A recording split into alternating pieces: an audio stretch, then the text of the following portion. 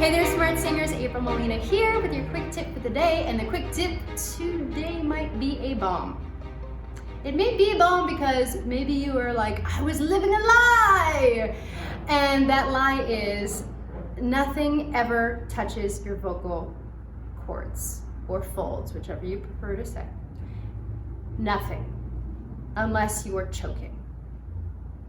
Then it is touching your vocal cords and you're not happy at all, are you? Right? Not so good. Just wanted to clear that up for some of you that might have thought that your tea was touching your cords, unless you're breathing in steam. Steam, in fact, yes, will touch your cords because you're breathing it into your lungs, which will go past your vocal folds on the way, right? So really all of these remedies that we decide what works for us, what doesn't work for us, it's about what routine works for us. Personally, it's really about the consistency of your mucus that helps you with keeping your vocal cords feeling very pliant and happy and just like, I'm very fabulous and I'm happy to be here and not scratchy and gross.